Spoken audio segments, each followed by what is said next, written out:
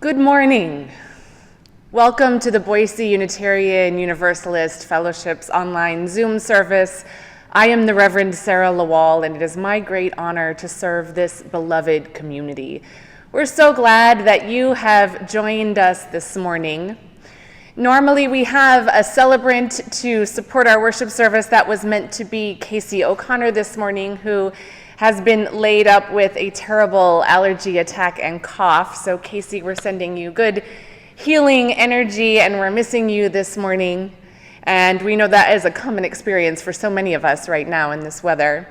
I'm also joined today by Jem Emerson Page, our Director of Religious Exploration, and Sue Langley on piano, who has chosen some beautiful piano pieces for us today.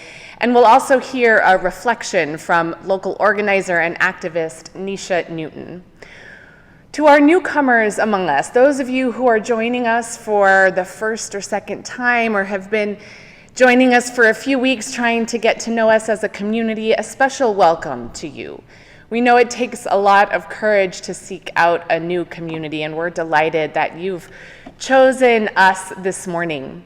We invite you to fill out a newcomer form. We'll post a link to that in the chat so that we can keep in touch with you and share with you all that is happening in our fellowship. We have a lot of ways to connect with community, even in this virtual time, and some of those ways are beginning to open up as we have small group gatherings in person, inside and outside, as we're starting to begin to re-emerge from this pandemic time and be in community together. As we gather together each week, even virtually, we take a moment to acknowledge that the land upon which our church and homes exist is the ancestral land stolen from the Shoshone-Bannock, the Shoshone-Paiute, Coeur d'Alene, Kootenai, and Nez Perce tribes, and many other tribes whose names have been lost in history, all of whom inhabited a vast region, including much of Idaho, before they were rounded up and forced to leave. This land has a long history, long before colonization, and we recognize that our presence here today is founded upon the exclusions and erasures of many indigenous peoples. And so with this acknowledgement, we wish to demonstrate our ongoing commitment to the work of dismantling the legacies of settler colonialism, honoring the indigenous people's connection to the land and supporting their right to sovereignty.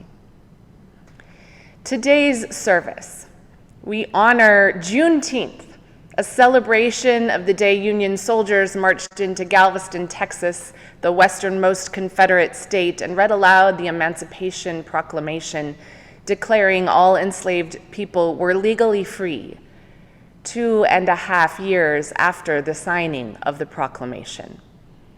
The final declaration occurred on June 19th, and with a fusion of those words, Juneteenth became a celebration of Freedom Day, or Jubilee Day, as it's also known. Juneteenth is seen by many as our country's second Independence Day, but it's still not widely known or taught. In the spirit of our monthly spiritual theme this month, which is play, we celebrate the value of joyful spaces to sustain the struggle, bringing communities together to learn, to mourn, to heal, and to grow. And we recognize the unfinished work of freedom, that it does not come from a declaration or a piece of paper, but from commitment and from our unlearning. Freedom is both intrinsic, it cannot be given by another, but it is also collective, a value for which we all must strive to affirm and promote to support the collective thriving of all people and all communities. In the spirit of that freedom, I invite us all to take a breath together. Fill your body with breath.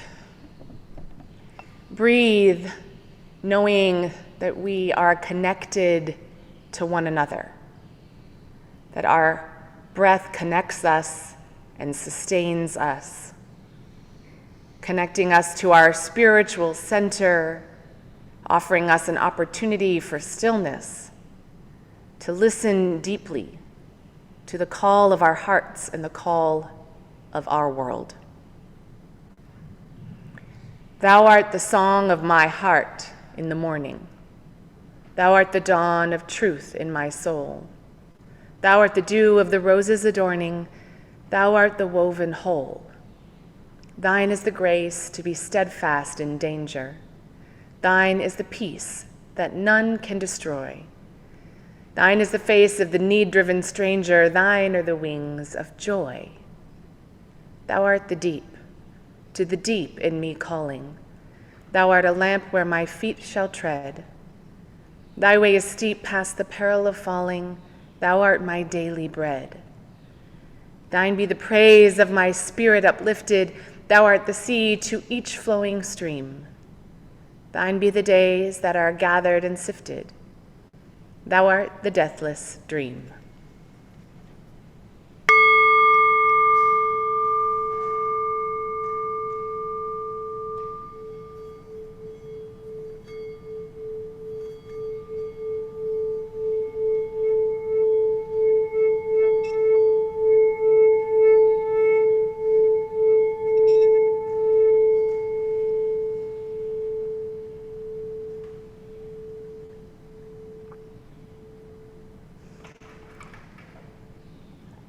Our centering music this morning is from Margaret Bonds.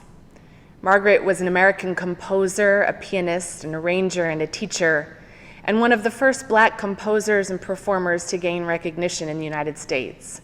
She is best remembered today for her popular arrangements of African American spirituals and frequent collaborations with Langston Hughes.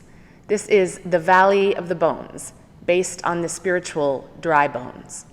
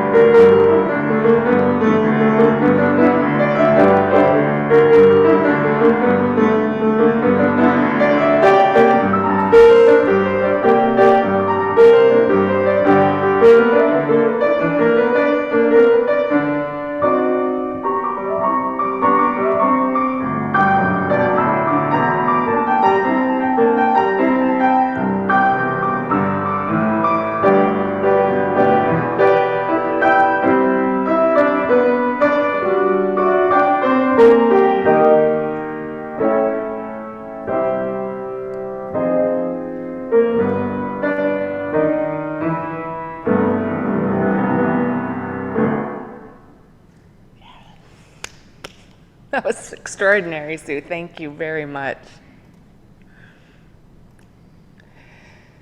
At this hour, in small towns and big cities, in living rooms and ornate sanctuaries, many of our sibling Unitarian Universalists are also lighting a flaming chalice, reminding us that we are part of a great community of faith, hope, and love. If you have a chalice nearby, you are invited to light it with us. And if you like, hold your chalice up to the camera while we all click on gallery view for a moment to see all of the chalices being lit by our community this morning. And then you are invited to share in the chat where your chalice is lit. May this dancing flame inspire us to fill our lives with the Unitarian Universalist ideals of love, justice, and truth.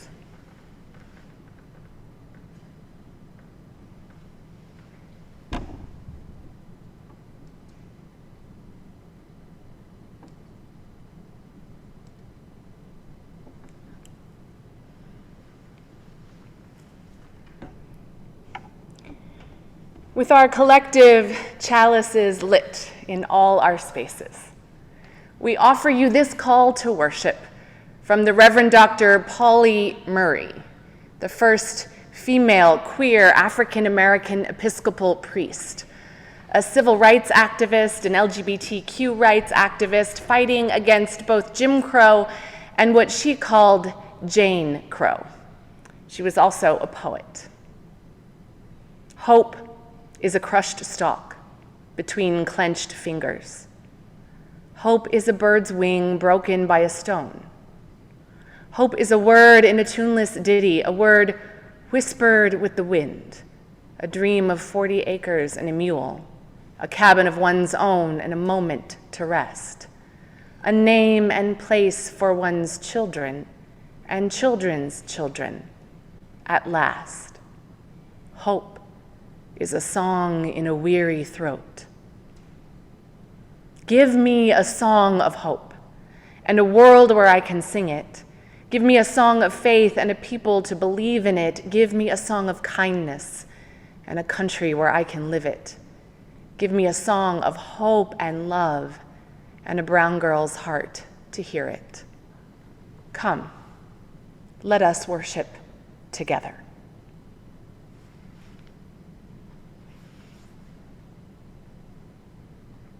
I invite everyone to cozy up for our Time for All Ages this morning. Today, we are remembering Juneteenth, which Reverend Sarah points out is seen by many in our country as a second Independence Day. Although this one celebrates independence from slavery. The legacy of slavery is all around us, and it's important work to recognize that legacy and our relationship to it, our family and our faith's history, and our own personal awareness and actions. We do this out of the belief that we can have a part in changing the harmful impacts of slavery and making the world safer and more whole for those who continue to be hurt by it. Doing our part starts with learning from those hurt most and continues when we act to share with and celebrate one another. In the United States, the people enslaved in Texas were denied the information that the Emancipation Proclamation ended chattel slavery in the US for 2.5 years. In parts of the US, this proclamation was not enforced for another 6 months or longer, which is a deep injustice that we remember today. For 156 years, Black Americans have kept the holiday of Juneteenth alive as a Jubilee Day in recognition that freedom didn't come at the same time for everyone, and equality is a long, hard fight we must all take part in. On the island of Haiti, in which Africans and Indigenous people alike were enslaved, they celebrate their Freedom Day on January 1st, and it began over 70 years before Juneteenth in 1791. While the freedom of freedom from slavery happened differently for the people of Haiti than in the US. Both are celebrated in similar ways. Loved ones gather together, eat foods whose recipes have been passed down for generations, and listen to storytellers share important parts of their community's history. Our story this morning is about the legacy of celebration in the face of painful history, and helps us explore how loving our community and one another calls us into brave and joyful actions. Our story is Freedom Soup by Tammy Charles and illustrator Jacqueline Alcantara.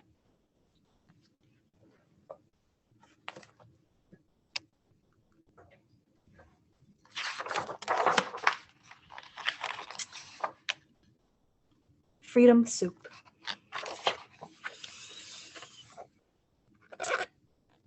Today is New Year's Day. This year, I get to help make Freedom Soup. Tigran says, I've got a heart made for cooking, and it's time I learn how. So here's our protagonist marching into the kitchen to join her grandma.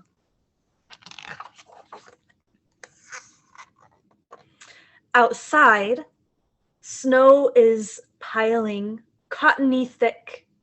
Inside, warm, sweet air flows.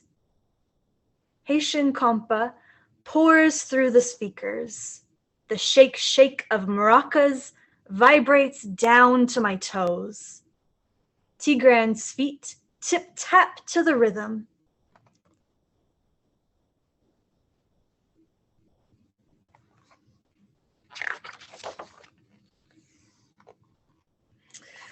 We pause our dancing, and Tigran says, first bell is the epis.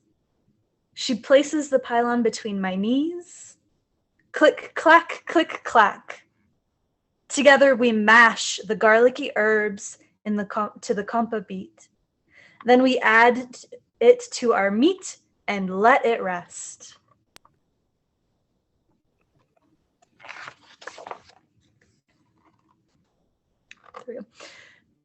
Next is your favorite, the pumpkin. Tigran smiles and pulls it out of the boiling pot of water. Ribbons of steam dance up to the ceiling. She lets me peel the pumpkin. The skin melts off like butter.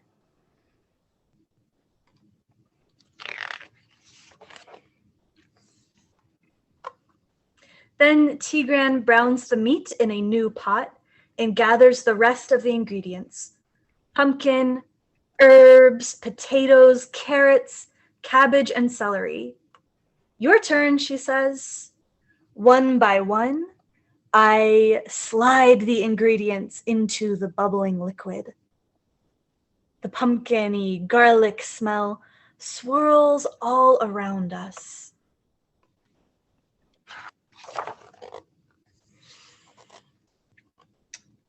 Know why they call it Freedom Soup? Tigran asks. Because it's free? It's the same answer I always give. Tigran laughs her loud, belly-deep laugh. Oh, Belle, nothing in this world is free, not even freedom. She begins to tell a story, the same one she tells every year. A story of the place she was born, Haiti.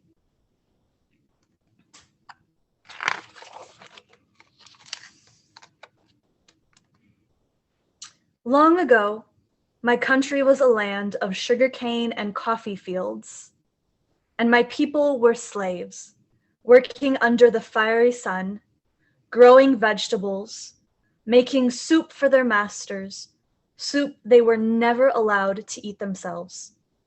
Freedom Soup was only for the free. No soup for New Year's? My face feels hot. And then what happened? I asked. Her and her grandma.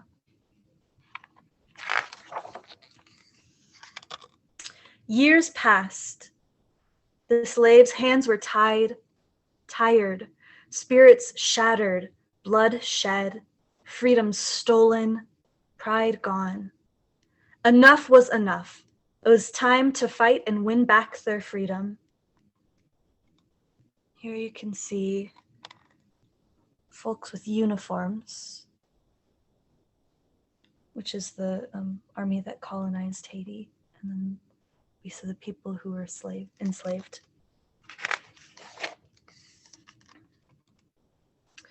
The trumpet blares. I hear it, Tigran. The revolution is here. The compa beat drums through my skin. I see them, the fire dancing in their eyes as they fight to take back what's theirs. Their island and their freedom.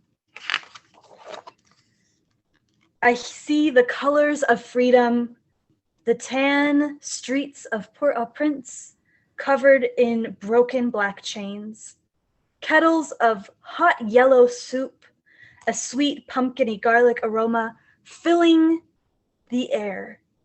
I see Tigran's people, my people, eating soup to celebrate the end of slavery, eating soup to celebrate the start of freedom.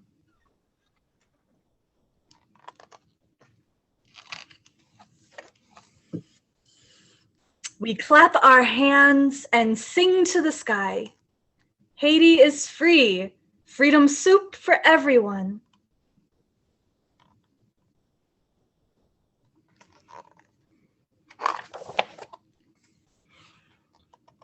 Tigran lowers the flame while I throw in the pasta.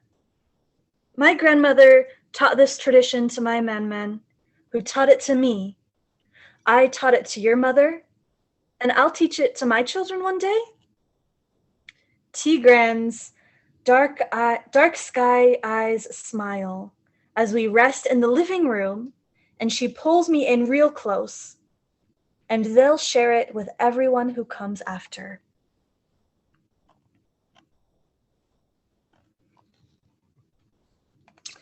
Her grandma's living room is very beautiful. Looks cozy. Oh, even cozier now.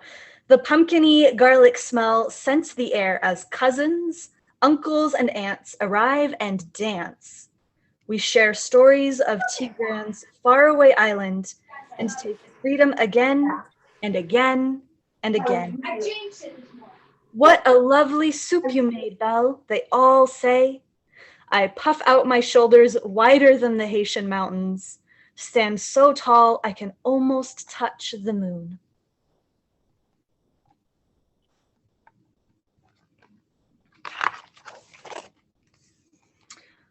All around, just like my family, people gather and share. In our house, we celebrate until the last drop of soup is gone, gone, gone.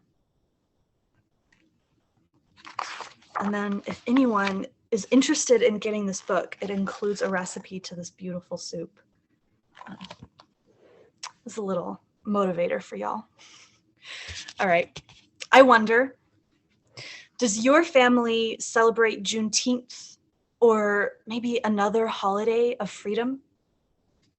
What stories and histories do you learn about when you spend time with your family? What is a recipe that you know, or maybe you can help make, that is part of your family's history? My husband's family makes birok, and that is part of their family's history.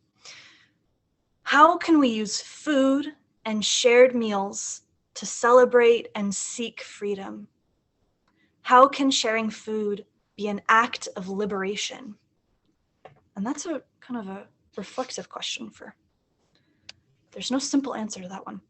I invite our children and youth to join me after the service in a separate Zoom room where we will hang out and play games. And I invite everyone to join me in singing our community blessing as a celebration of this multi-generational community full of ever learning, ever growing, ever justice seeking beloveds. Thank you.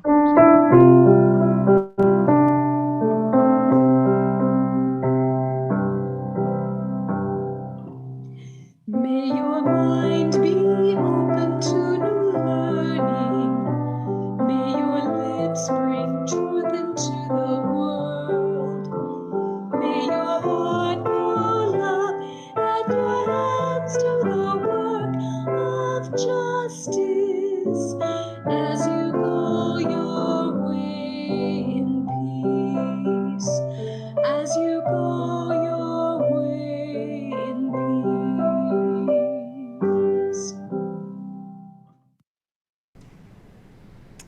Thank you, Jem, for that beautiful story. And I am very motivated to get the book and get a recipe for freedom soup.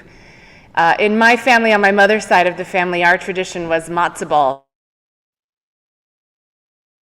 soup, which tastes correctly. And on my husband's side of the family, they have an annual tradition of making tamales at the holiday time, which is always really fun. It's always amazing to think about that question that you asked of how breaking bread and sharing food and a meal with people can be an act of liberation, and how it can teach us something about ourselves and something about the people that we're sharing that experience with.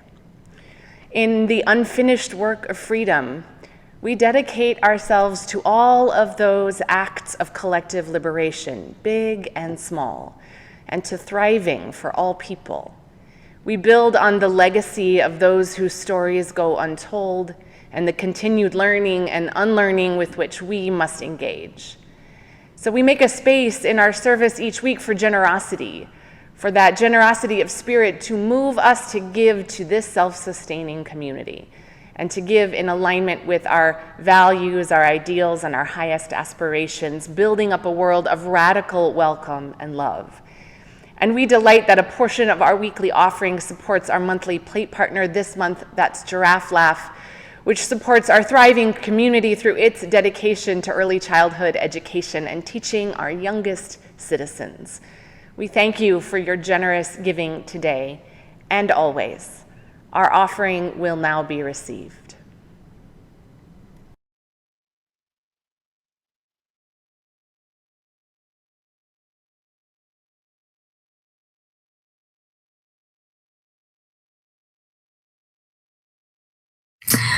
Almost 20 years ago, as a new public school music teacher, I perused the music textbooks in my classroom, looking for songs to teach my students. One that stood out was Yonder Come Day. It was lively, had a positive message, and it was a hit with the kids. I've directed Yonder Come Day several times over the years with a variety of vocal ensembles, including a few performances with our own booth choir. Yonder Come Day is listed as a Georgia Sea Islands folk song, which it is. What I did not know early in my career, that I came to learn and in much greater detail recently, is that Yonder Come Day comes from the Gullah people who originally arrived from West Africa on the islands just off the Georgia-Carolina coast on slave ships. These islands were some of the first places to receive such ships, whose human cargo was sold to plantation owners throughout the islands. Because the Georgia Sea Islands were so isolated from the dominant white cultures of the mainland, these slaves and their free descendants more purely retained music and cultural characteristics from Africa, producing a unique and deeply rich cultural heritage. Yonder Come Day is a work song, sung to the rhythm of repetitive, laborious bodily movements, like planting and plowing. It was the kind of song that allowed enslaved people to transcend the degradation and misery of their horrific plight. To hear the hope and joy in this song, especially when you know its origins, is overwhelming and speaks to the resilience of the Gullah people. Yonder Come Day's message of hope for a new dawn factored into my choosing it as the first song the choir would sing coming out of isolation. And I would be remiss if I did not clearly state that whatever hardships we've experienced due to the pandemic can in no way be compared to the hardships of slavery. And as human beings, we are all bound by hope for a brighter future. This hope permeates Watch Night, a celebration that evolved around the enactment of the Emancipation Proclamation, when Black people gathered on December 31st, 1862, to await the new day and promised freedom.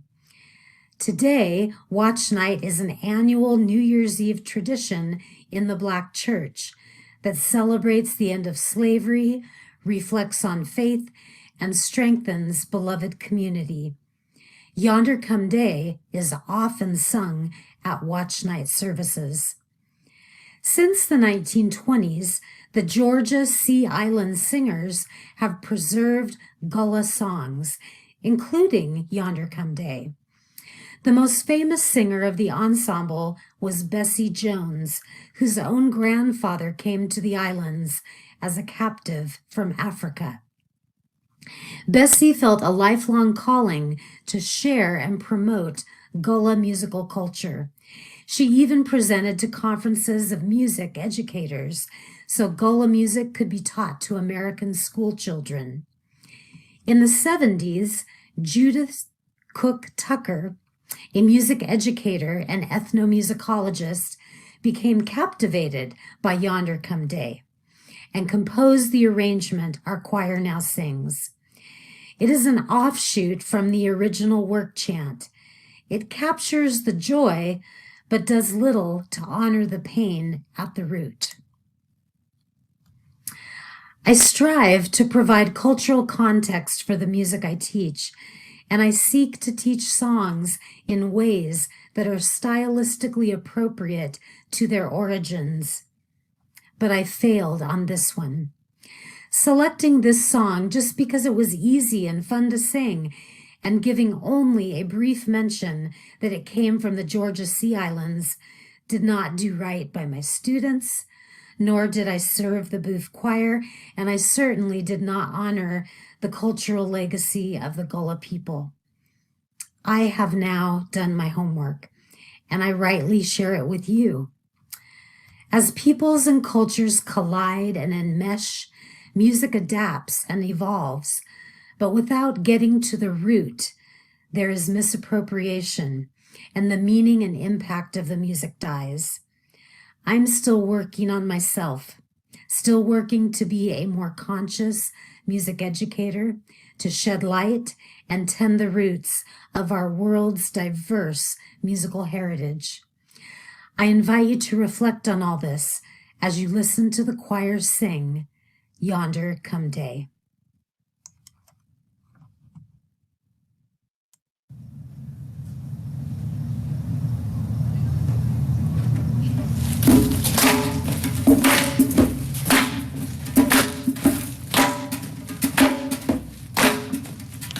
Yonder come day, day is a breaking. Yonder come day, oh my soul. Yonder come day, day is a breaking.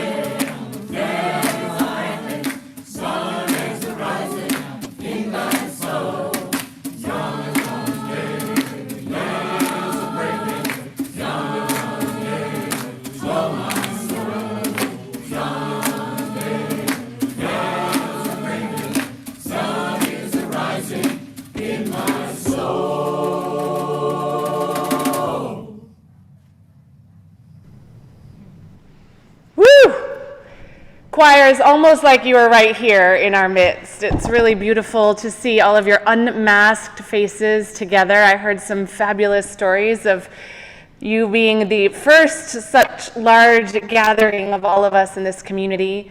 Thank you for that song. Thank you for your voices. And thank you especially to Carrie Bastian, our music director, for that beautiful introduction and framing and so powerfully naming the ways in which we so often fail when it comes to naming and noticing culture and difference and the impacts of structures of white supremacy and slavery and racism in our midst. I'm really delighted on this service honoring Juneteenth that a local activist, community organizer, resistance agitator, and beloved human, a friend of mine, Nisha J. Newton, who in their own words goes wherever the resistance takes them, agreed so graciously to my invitation to share a reflection with all of us this morning and share space with us this morning. Nisha is responsible for some incredible events that have happened in our community in the past years.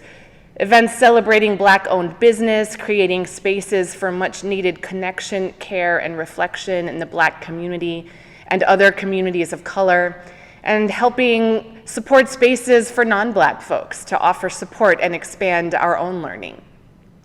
I've been blessed to be in a number of different spaces with Nisha, especially in the last year, and they exude such generosity and such joy in their work for justice. They are a true social justice warrior.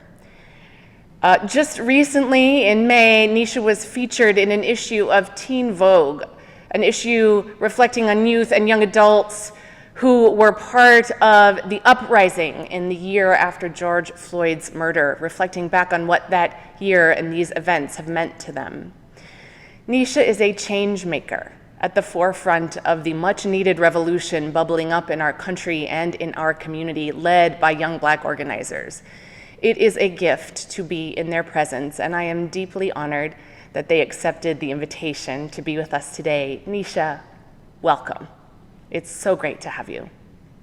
Thank you, beloved. And thank you for that warm introduction. This space has been really good on me today, so I'm so grateful to be with y'all. So yeah, my name is Nisha. I am born and raised here in Idaho, and my family has been storied to these unceded lands for 5 generations. And because of that, and because of how I am and how I show up in the world, I just have so much love for creating spaces in our communities and spaces throughout Idaho. And one of which that has risen to the top of my love is Juneteenth. And Juneteenth is like everything. It's almost like my birthday comes with Christmas, comes with your best friend's birthday. It's just all of the best feelings and moments of joy for me. But I've noticed that Juneteenth changes every year for me. And I think that my Juneteenth changes based on the reflections I've been having for Juneteenth. So in today's reflection, I wanted to share how I'm perceiving Juneteenth this year and how I came to these reflections and how I'll be celebrating in turn. So I am a historian, and so when I think of Juneteenth, I think about the moments that led up to it and what contextually was going on in our nation, in our communities in Juneteenth. And as people had mentioned earlier, Juneteenth was when people in Galveston, Texas learned about their freedom. But this again was 2.5 years after the Emancipation Proclamation, 2.5 years after people who were enslaved should have been freed.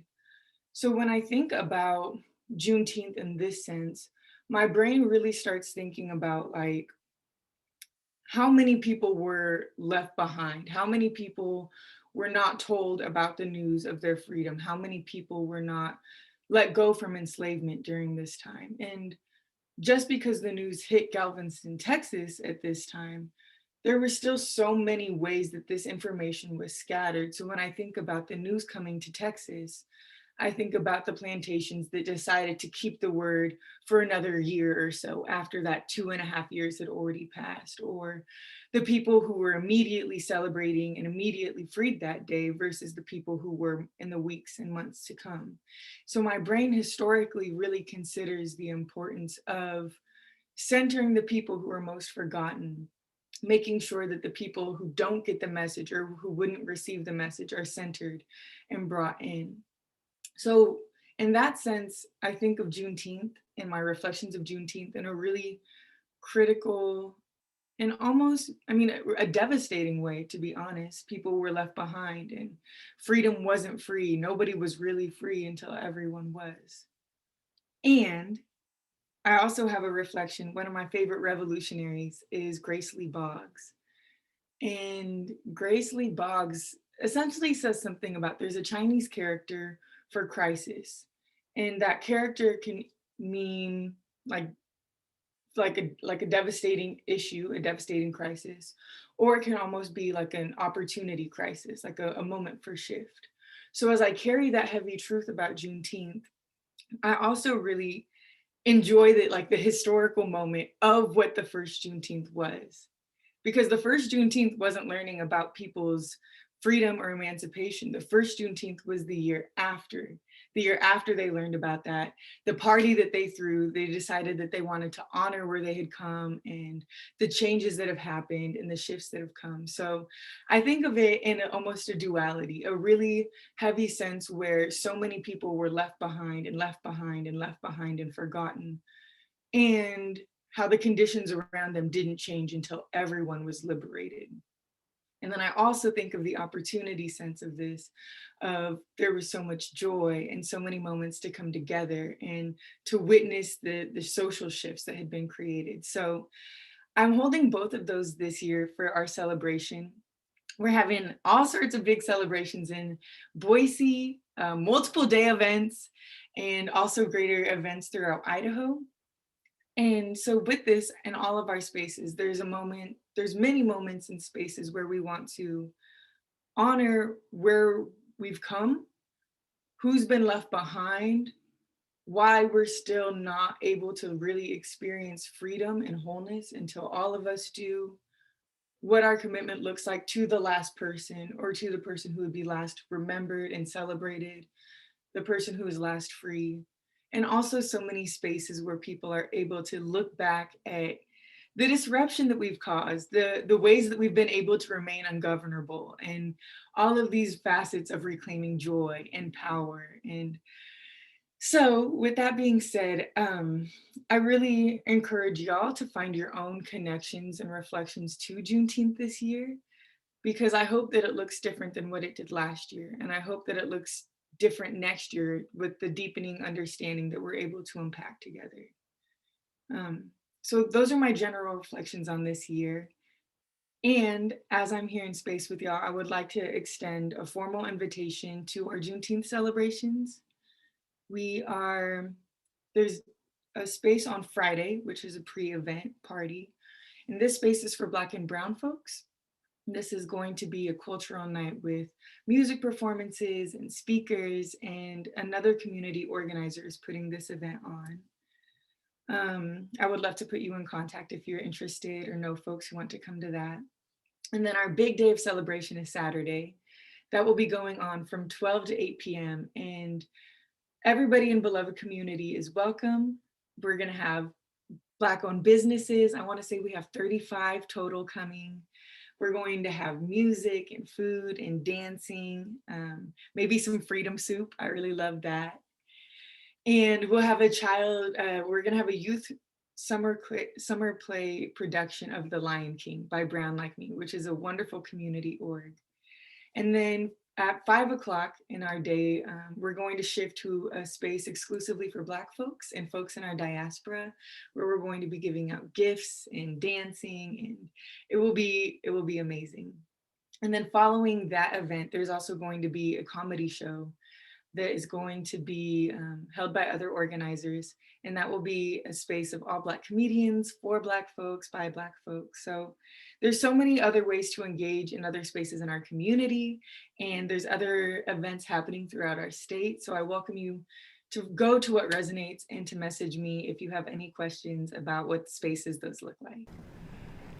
Nisha, thank you so much. Thank you for all of that wonderful reflection, for the invitation to join in the celebrations. And if you have any information or places folks can go to find out more, you're feel free to put those up in the chat and folks can grab onto those. And thank you for being such a shining light in our community and such a fierce protector for the hope of what beloved, thriving community can actually look like. I'm very grateful to know you. And I really appreciate, Nisha, that you referenced Grace Lee Boggs. I too really admire the work of Grace Lee Boggs. And one of the things that Grace always said that rattles around in my head that I've heard repeated by lots of activists is that Grace used to ask, what time is it on the clock of the world? And I feel like your reflection really helped us frame that thinking and thinking about each year, each time that we learn something new, that we celebrate Juneteenth, that we learn a different piece of our hidden history. We're asking that question, what time is it on the clock of the world, and how do we need to shape those celebrations and that learning to reflect back to us the clock of the world and to make change even as we go. Last year on Juneteenth, I joined a gathering of non-Black folks at a park adjacent to the official Juneteenth celebration, which last year was held exclusively for those who identified as Black and Brown, Indigenous, people of color. And Tanisha was one of the organizers of this event. And I remember that some in our community struggled to understand why the event was exclusively for Black and Brown folks, feeling like we might never achieve that glossy vision of cultural unity if we didn't all come together. But at that moment, the time on the clock of the world, unity was not what was needed. Remember that last year's Juneteenth came just weeks after the murder of George Floyd and the massive disruption of a Black Lives Matter rally at City Hall here in Boise by white supremacists and armed counter-protesters, which ended in assaults and considerable trauma. I was at that rally, and it was awful and terrifying as people screamed and yelled and blew air horns while the crowd was invited to hold silent witness in memoriam for George Floyd and countless others for 8 minutes and 43 seconds. And in the days and weeks after that event, there was such anger and pain rising to the surface in organizing spaces and communities of color. So that Juneteenth, a crew of us non-Black folks gathered to hold safe space and offer support if it was needed to those celebrating in the adjacent outdoor venue. They needed a space all their own to be in community together, to feel a sense of care and connection and safety.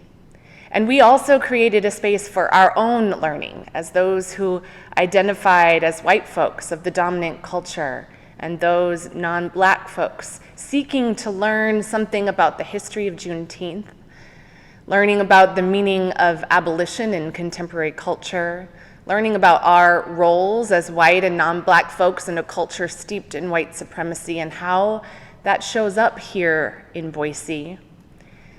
We learn through role plays how to respond to challenging racist conversations prominent in our community and in many of our families. We had deep conversations together there in the park, asking hard questions and learning hard truths about the experiences of people of color in 2021. I remember one elementary school librarian in a small group that I was sitting with sharing the resistance that she met at her school when trying to suggest that her library should increase its collection and showcase of books by Black authors and other authors of color. And here, when I assumed that our school districts might be leaders in this area, was surprised to find out that they too needed some serious education. But one of the beautiful takeaways from the evening was listening to the music and the joy of the Juneteenth celebration rise up and drift toward us. Much needed joy and celebration, free from judgment, free from interruption, and hopefully free from harm. A reminder that joy and play and pleasure is needed in all of our lives. Not only is it good for our spiritual, emotional, and physical health, joy sustains the struggle against injustice. Joy and play, remember from last week, can be that much needed armor against those voices and the cultural messages that hold up that inner voice that says, you are not worthy. This is the unfinished work of freedom. After the Civil War, Texas refused to surrender. They held out on the arrogance that they could continue feeding the wealth of plantation owners on the backs of enslaved people. Many of those plantation owners who held enslaved people saw Texas as a safe haven for slavery. It's no wonder that news of the Emancipation Proclamation took 2.5 years to reach them. They refused to hear it. And like Nisha, I wonder about all the other communities that never heard the news. It took the Union Army marching into Galveston on June 19, 1865, when Union General Gordon Granger stood on the balcony of a prominent building in Galveston and read aloud his General Order Number 3, which he had written in order to announce the news of emancipation. He could have just read the text of the proclamation, but he added his own words, which said this: "The people of Texas are informed that in accordance with a proclamation from the Executive of the United States, all slaves are free. This involves an absolute equality of personal rights and rights of property owners between former masters and slaves, and the connection heretofore existing between them becomes that between employer and hired labor." I wonder how that must have felt to hear those words and that news of freedom. Many had probably not even heard the Emancipation Proclamation had been signed. More than 250,000 enslaved Black people were finally free, and a spontaneous celebration erupted. Each year thereafter, celebrations continued with parades, barbecues, performances. Some communities purchased land for Juneteenth celebrations, like Emancipation Park in Houston, Texas. As families emigrated from Texas to other parts of the United States, they carried Juneteenth celebrations with them. And in the subsequent months and years, Black folks began the arduous task of transforming their lives after more than 200 years of enslavement, reuniting families, establishing schools, running for office, passing legislation, and suing slaveholders for compensation. It wasn't until 1980 that Texas officially made Juneteenth a state holiday, and since then, 49 other states have followed suit. It's still not a federal holiday. This may yet be one small piece of our unfinished work of freedom. Juneteenth is known by many in the African American community as our country's second Independence Day, reminding us that in our fervent July 4th celebrations of being the land of the free, that freedom did not extend to those who were enslaved. In 2012, comedian Chris Rock weathered intense backlash when he tweeted, "Happy White People's Independence Day. The slaves weren't free, but I'm sure they enjoyed the fireworks." A stark reminder that the freedom and independence in the country was claimed and available to only white land-owning men. What might we gain then to expand as we expand our understanding of our history, even in all its nuanced and uncomfortable truths? While we celebrated Juneteenth in my former church for years, we had picnics and barbecues, and I knew a little bit of the story. I never really learned the depths of the history. And sadly, it isn't surprising. So many significant stories of Black history never make it into our mainstream education. Stories like the Tulsa Massacre, which was just honored a few weeks ago. The Green Book. Stories of the cultures that evolved from enslaved people, like the Gullah culture. Stories of Black artists and change makers like the ones we've included in today's service, Margaret Bonds, Florence Price, and the Reverend Pauli Murray. It's a shame, really. When I read the entire biography of Pauli Murray, an Episcopalian priest, an activist, I gasped that I had no idea who she was. We miss so much when we only receive this narrow glimpse of how history unfolded. And the results of that narrow glimpse then show up in how we, the dominant white culture, fail to notice and recognize the current manifestations of racism and white supremacy in our midst and the structures and systems that support them. This is the unfinished work of freedom. We tend to hear things like, slavery was a terrible time in our history, but it's over now. It ended with abolition and emancipation. There's no racism. Black people are free. But we know racism doesn't just disappear. And then came Jim Crow, and lynchings, and fire hoses, and police dogs, segregation without anything but equality. And still, we tend to hear things like, that was a terrible time in our history, but it's over now. We passed the Voting Rights Act. Black people have the same rights as the rest of us. There is no racism. But we know racism doesn't just disappear. We've witnessed that all too painfully in this last year and in the decades of police brutality and violence against people of color, in the steady rolling back of voting rights across the country, in the continued oppression in all facets of our society. We saw it right here in our community as armed white supremacists infiltrated peaceful protests and rallies, flooded the streets and our state house, and again during this January's national insurrection at the Capitol. The story of Juneteenth reminds us that there are always those seeking to deny and disrupt freedom. But it also reminds us that while we must recognize freedom as existing innately in all people, freedom is never fixed. It must be stretched and pushed and continuously molded to meet our ever-expanding commitment to drawing the circle wide enough for all of humanity to thrive. In his famous Gettysburg Address, Abraham Lincoln spoke of the unfinished work of freedom, that it requires a continued new birthing. We can't just sweep away this unfinished work clinging to a narrow history and documents and legislation and declarations.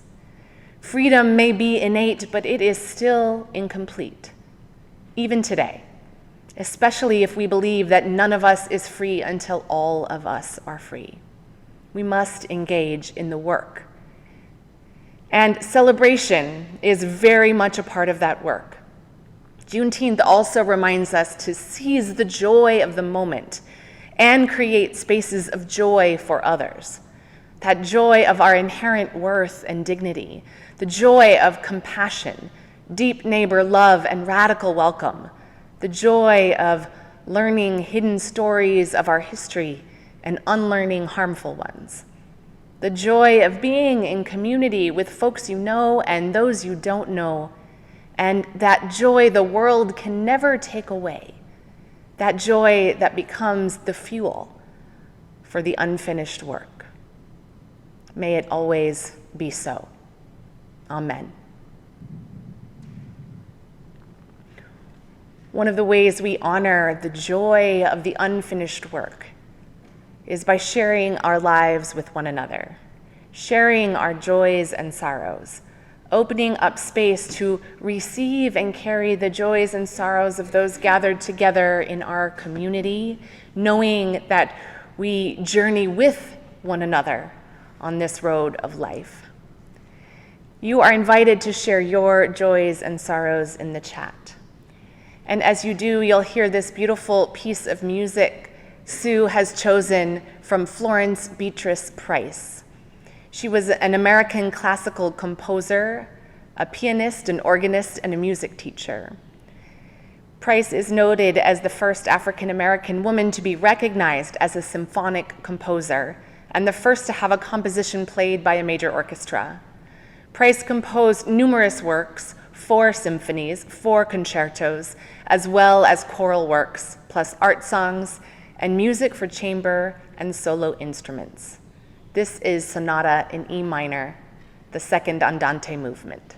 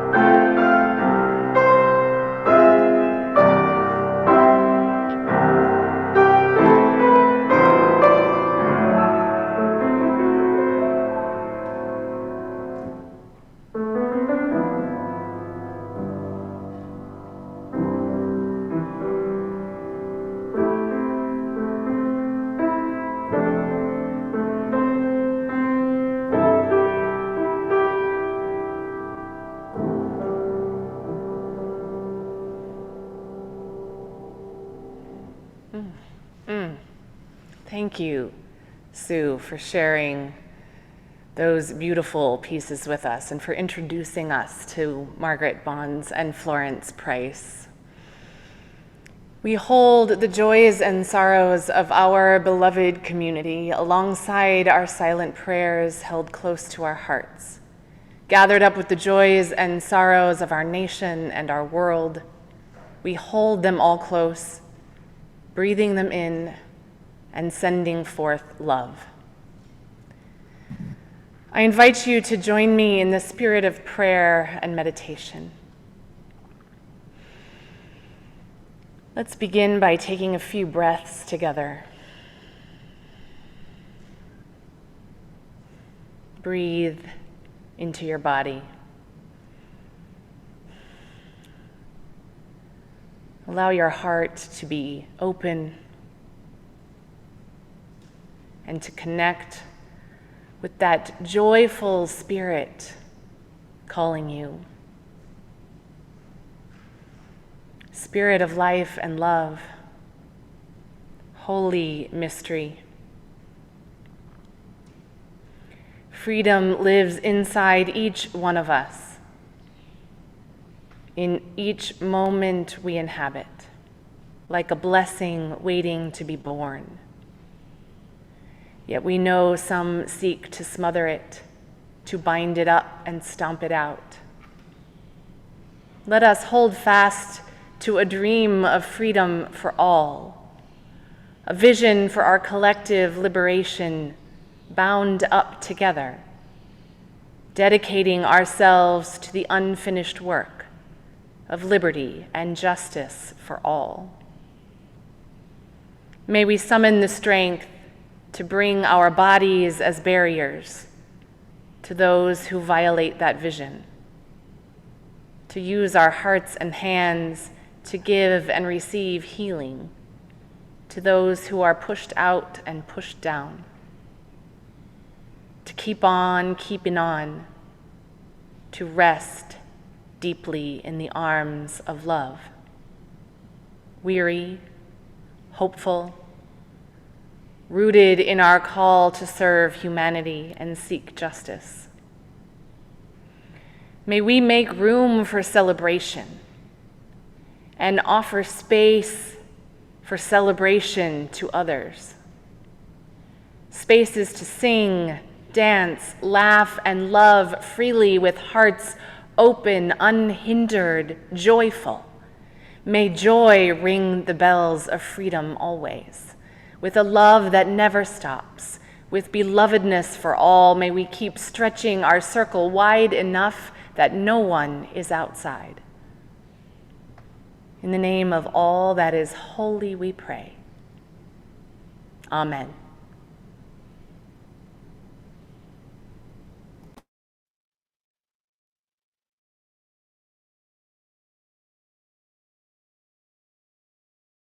This joy that I have, the world didn't give it to me. Oh, this joy that I have, the world didn't give it to me. Don't you know that? This joy that I have, the world didn't give it to me. Oh, I said the world didn't give it, the world can't take it away. Oh, this strength that I have, this strength that I have, this strength that I have. Oh, yeah, now. The world didn't give it to me. The world didn't give it to me. This strength that I have. Oh, yeah, the world didn't give it to me. The world didn't give it to me. This strength that I have. Oh, yeah, the world didn't give it to me.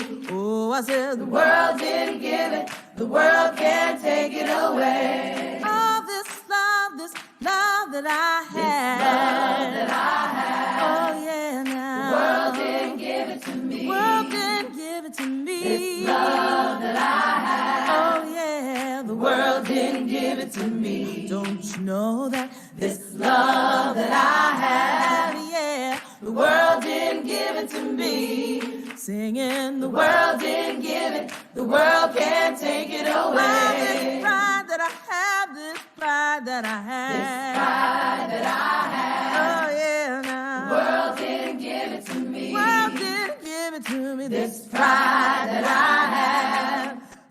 world didn't give it to me. Don't you know that this pride that I have, yeah, the world didn't give it to me. Oh, I said the world didn't give it, the world can't take it away. All this peace that I have, oh, yeah.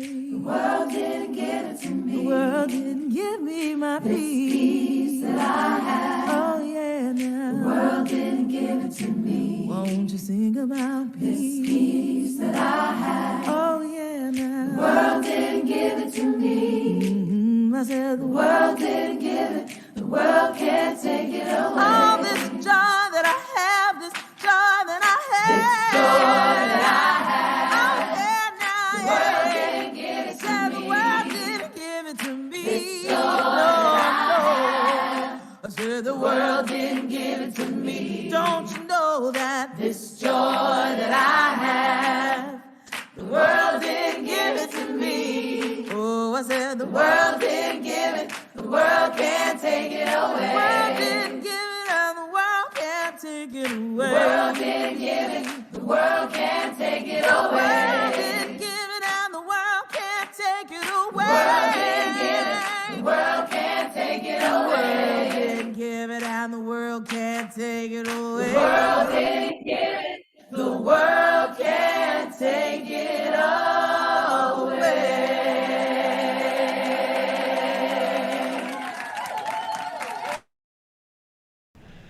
Amen. Friends, thank you so much for joining us today. Thank you, Nisha, for sharing your heart and soul and reflection with us. Thank you, Jem and Sue and Debbie Foster, our tech host. I invite us all to place our hands over our heart for our closing blessing. Go forth and find that joy, that peace, that love that lives deep inside that the world can never take away.